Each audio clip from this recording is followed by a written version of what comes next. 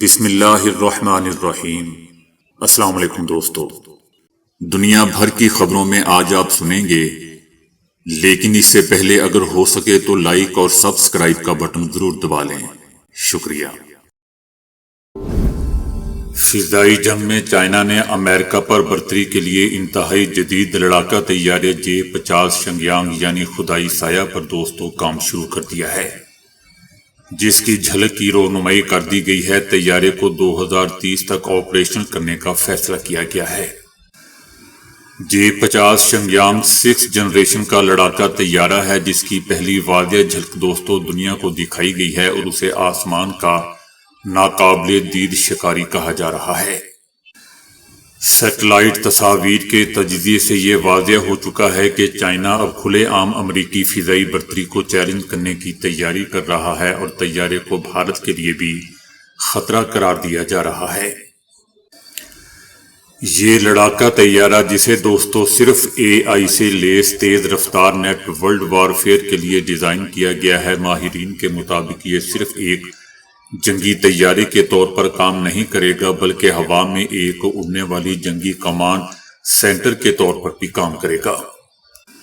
موجودہ پیش رفت سے یہ بھی پتہ چلتا ہے کہ چائنا اس طیارے کو جلد از جلد اپنے فضائی بیڑے میں شامل کرنا چاہتا ہے۔ اس کا نام J-50 شنگیانگ ہے، جس کا مطلب دوستو خدائی سایہ ہے، جس کا مطلب ہے کہ ایک ناقابل دید سایہ ہے جو دشمن کے علاقے میں گھس کر تباہی مچا سکتا ہے۔ اس کا ڈیزائن دوستو نہ صرف ریڈار سے بلکہ انفراریڈ الیکٹرونک سائن اور یہاں تک کہ کچھ AI ڈیٹیکشن سسٹم سے بھی چھپنے کے قابل بناتا ہے۔ یہ لڑاکا طیارہ آرٹیفیشل انٹیلیجنس یعنی AI سے چلنے والے سوارم ڈرون کمانڈ کے ساتھ آتا ہے۔ J-50 نہ صرف تنہا لڑ سکتا ہے بلکہ درجنوں آرٹیفیشل انٹیلیجنس ڈرون کی رہنمائی بھی کر سکتا ہے۔ چائنا کا J-50 لڑاکا طیارہ دوستو خاص طور پر امریکہ کے F-22 اور مستقبل کے NGAD 6 جنریشن کے لڑاکا طیارے پروگرام کو چیلنج کرنے کے لیے ڈیزائن کیا گیا ہے۔ یاد رہے کہ امریکہ نے گزشتہ ماہ ہی NGAD لڑاکا طیارہ پروگرام کا اعلان کیا تھا اور بوئنگ کو اس لڑاکا طیارے کی تیاری کی ذمہ داری سونپی تھی۔ دفاعی ماہرین کا کہنا ہے کہ یہ بھارت اور امریکہ دونوں کے لیے ایک سنگین خطرہ ہے۔ بھارت کے لیے اس لڑاکا طیارے سے سب سے بڑا خطرہ اروناچل پردیش اور لائن آف ایکچوئل کنٹرول کے ساتھ دیکھا جا سکتا ہے۔ بھارت کے Su-30 MKI اور رافیل لڑاکا طیاروں کے مقابلے میں چینی J-50 طیارہ ٹیکنالوجی کے لحاظ سے نمایاں طور پر زیادہ جدید ہوگا اور خطرناک بھی ہوگا۔ دوستو چائنا اس وقت ایک انٹیگریٹڈ حکمت عملی پر کام کر رہا ہے جو میدان جنگ میں دشمنوں کو شدید شکست دینے کے لیے اقتصادی، فوجی اور سائبر طاقت کو یکجا کرتی ہے۔ J-50 لڑاکا طیارہ اس حکمت عملی کا حصہ ہے۔ یہ طیارہ یہ پیغام دیتا ہے کہ چائنا ایک ایسا ملک بن چکا ہے جو طاقت کا مظاہرہ کر سکتا ہے۔ سیٹلائٹ مناظر کا اچانک لیک ہونا چائنا کی نفسیاتی جنگ کا حصہ سمجھا جاتا ہے۔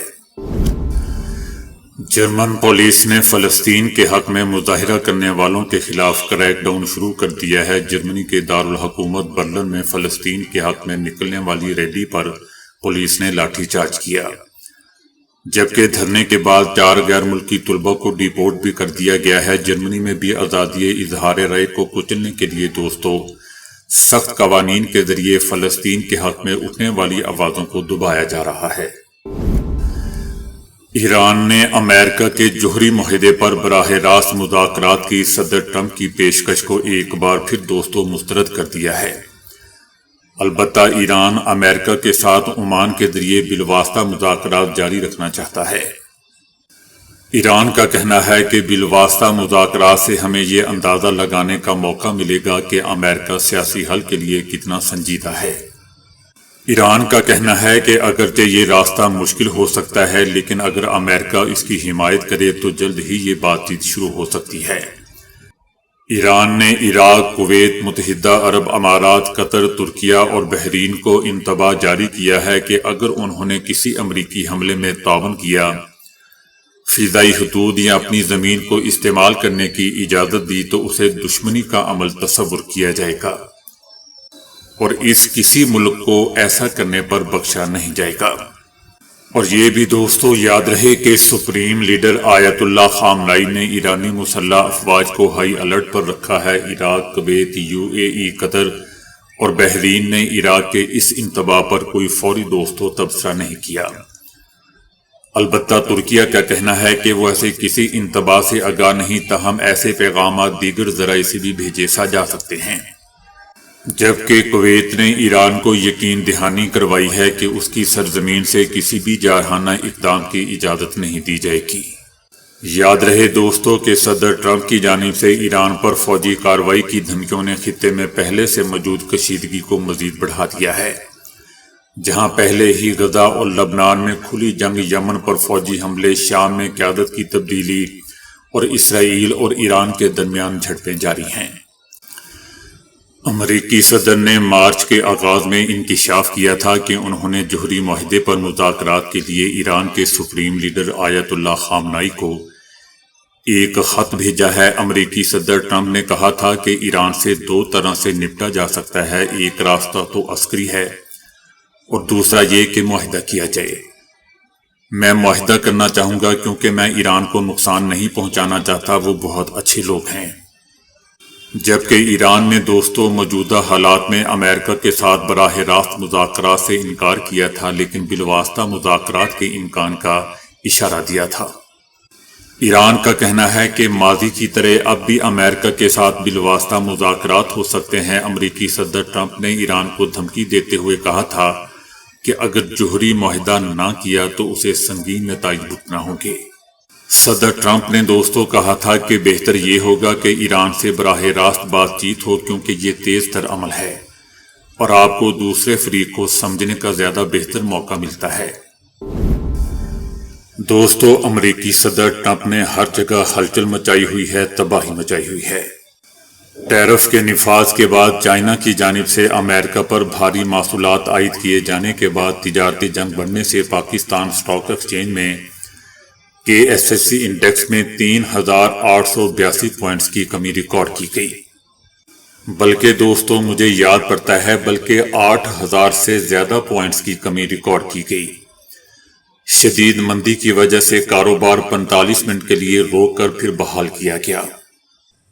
سیلنگ پریشر اتنا زیادہ آ گیا کہ مارکیٹ کو ہی بند کرنا پڑ گیا، جبکہ عالمی سٹاک مارکیٹیں بھی کریش کر گئیں۔ یاد رہے دوستو کہ اس کمی کی وجہ سرمایہ کاروں کے اس خدشے کو قرار دیا جا رہا ہے کہ امریکی صدر کی جانب سے ٹیرف میں اضافے سے کمزور طلب کی وجہ سے عالمی کساد پیدا ہو سکتا ہے، اور اسی طرح ریسیشن کے خدشے کی وجہ سے ایشیائی مارکیٹیں بھی بڑے پیمانے پر نیچے آ چکی ہیں۔ کورونا کے بعد دوستو اب تک کے بدترین دن سرمایہ کاروں کی جانب سے سٹاک کی قیمتوں میں اضافے کے باعث فروخت کی لہر پر قابو پا لیا گیا تھا۔ ہانگ کانگ میں 10%، ٹوکیو میں 8% اور تائپے میں 9% سے زائد کی کمی ریکارڈ کی گئی ہے، جبکہ امریکہ کی مارکیٹوں میں تو تباہی مچی ہوئی ہے۔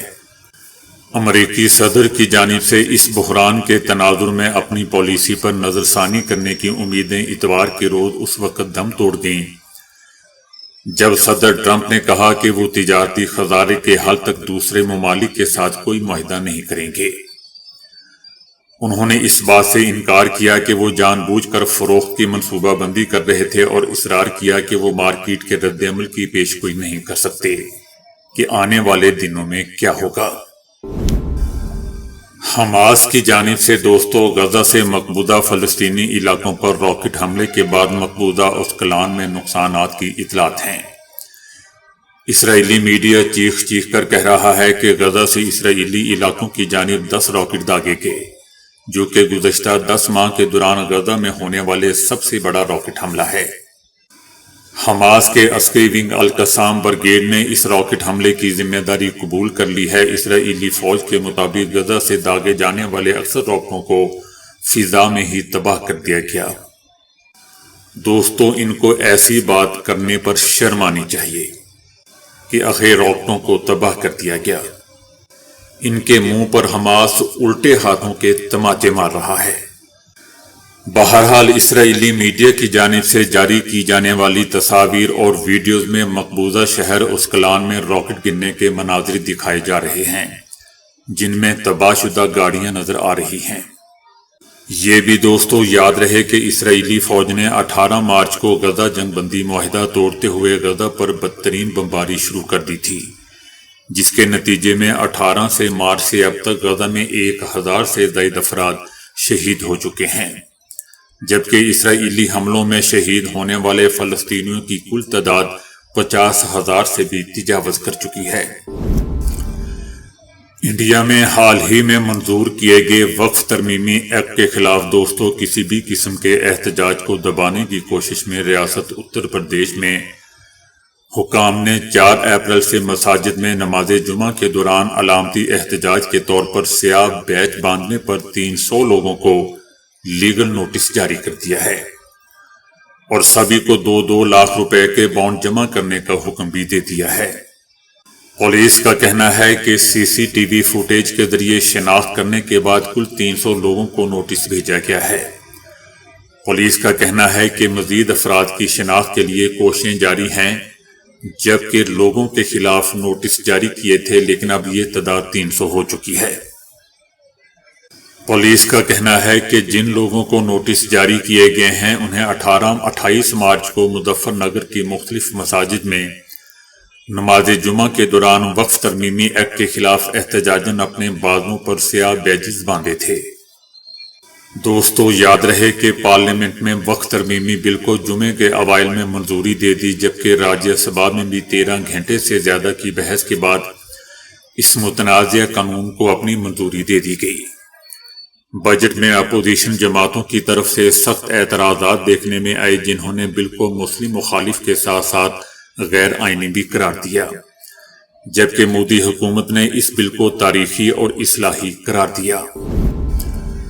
امریکی صدر ٹرمپ نے اپنے ٹیرف کے فیصلے پر ڈٹ کر موقف اختیار کیا ہے اور کہا ہے کہ تیل کی قیمتیں کم ہیں، مہنگائی نہیں ہے، جبکہ ماہرین نے خبردار کر دیا ہے کہ اس سے معاشی کساد بازاری ریسیشن کا بہت زیادہ خطرہ ہے۔ صدر ٹرمپ کے تجارتی ٹیرف کے نتیجے میں ایشیا اور یورپ کی اسٹاک مارکیٹیں بھی شدید گراوٹ دیکھی گئی، جو ماضی میں بازاروں میں ہونے والی افراتفری کی یاد دلاتی ہیں۔ جبکہ صدر ٹرمپ کا کہنا ہے کہ تیل کی قیمتیں کم ہیں، سود کی شرح کم ہے، سست رفتار شرح کم کرنی چاہیے، خوراک کی قیمتیں کم ہیں، کوئی مہنگائی نہیں ہے، اور طویل عرصے سے استحصال کا شکار امریکہ اب ان ممالک سے ہفتہ وار اربوں ڈالر کما رہا ہے جو موجودہ ٹیرف کے ذریعے ہمیں نقصان پہنچا رہے تھے۔ جبکہ صدر ٹرمپ نے چائنا کو سب سے بڑا استحصال کرنے والا ملک قرار دیا، ان کا کہنا تھا کہ سب سے بڑا استحصال کرنے والا چین ہے، جس کی مارکیٹیں تباہ ہو رہی ہیں۔ اس نے اپنے طویل عرصے سے مضحکہ خیز طور پر بلند ٹیرف کے علاوہ 34% مزید ٹیرف بڑھا دیا ہے۔ صدر ٹرمپ کا کہنا تھا کہ میری وارننگ کو نظر انداز کرتے ہوئے استحصال کرنے والے ممالک جوابی کارروائی نہ کریں۔ صدر ٹرمپ کا کہنا تھا کہ ان ملکوں نے کئی دہائیوں تک اچھے پرانے امریکہ کا فائدہ اٹھایا، اس کے لیے ہمارے ماضی کے رہنما ذمہ دار ہیں، جنہوں نے یہ اور بہت کچھ ہمارے ملک کے ساتھ ہونے دیا۔ امریکہ کو ہم دوبارہ عظیم بنائیں گے۔ یاد رہے دوستو کہ چائنا نے ٹرمپ کے ٹیرف کے جواب میں نہ صرف 34% کے نئے ٹیرف کا اعلان کیا، بلکہ امریکہ کے خلاف ورلڈ ٹریڈ آرگنائزیشن میں مقدمہ دائر کرنے اور اعلیٰ درجے کی طبی اور الیکٹرانکس ٹیکنالوجی میں استعمال ہونے والے نایاب زمینی عناصر کی برآمدات پر بھی پابندی لگانے کا فیصلہ کیا۔ بل گیٹس نے کہا ہے کہ میرے خاندان کو میری جائیداد سے 1% سے بھی کم حصہ ملے گا۔ بل گیٹس کا کہنا تھا کہ میں اپنی وراثت کا 1% سے بھی کم اپنے بچوں کے لیے چھوڑنے کا ارادہ رکھتا ہوں۔ اس بات پر یقین رکھتا ہوں کہ میرے بعد میرے خاندان والے میرے بنائے ہوئے کاروبار کی بجائے خود کامیابی حاصل کریں۔ ان کا کہنا تھا کہ مائیکروسافٹ کوئی وراثتی ادارہ نہیں ہے، میں نہیں کہتا کہ کل کو میرے بچے مائیکروسافٹ کا کاروبار سنبھالیں، میں چاہتا ہوں کہ وہ خود کمائیں اور کامیابی حاصل کریں۔ یاد رہے دوستو کہ ایپل اور ایمیزون کے مالک بھی اپنی دولت اگلی نسل کو منتقل کرنے کی بجائے فلاحی کاموں پر خرچ کرنے کو ترجیح دے چکے ہیں۔ سعودی حکومت نے اعلان کیا ہے کہ رواں حج سیزن کے دوران پاکستان سمیت 14 ممالک کے عمرہ، کاروباری اور فیملی ویزوں پر پابندی عائد رہے گی۔ یہ پابندی دوستو بھارت، بنگلہ دیش، مصر، انڈونیشیا، عراق، نائجیریا، اردن، الجزائر، سوڈان، ایتھوپیا، تیونس، یمن اور پاکستان پر عائد کی گئی ہے۔ تاہم سفارتی ویزے، اقامتی اجازت نامے، حج سے متعلق مخصوص ویزے کو استثناء حاصل ہوگا۔ اسی طرح دوستو یہ بھی ہدایت دی گئی ہے کہ ان ممالک سے عمرہ ویزے پر آنے کی آخری تاریخ 13 اپریل ہے، جس کے بعد کسی کو آنے کی اجازت نہیں دی جائے گی۔ مہلت کے بعد اگر ان ممالک کے شہری عمرہ، بزنس یا فیملی ویزے پر سعودی عرب میں موجود پائے گئے تو 5 سال کی سفری پابندی عائد ہوگی۔ یہ اقدام دوستو صرف ایک انتظامی فیصلہ ہے تاکہ حج کا عمل زیادہ محفوظ اور بہتر طریقے سے منظم کیا جا سکے۔ حج 2025 کا سیزن 4 جون سے 9 جون تک مقرر کیا گیا ہے۔ تو دوستو ابھی کے لیے اتنا ہی۔ ویڈیو کو لائک اور شیئر کرنے کا بہت بہت شکریہ۔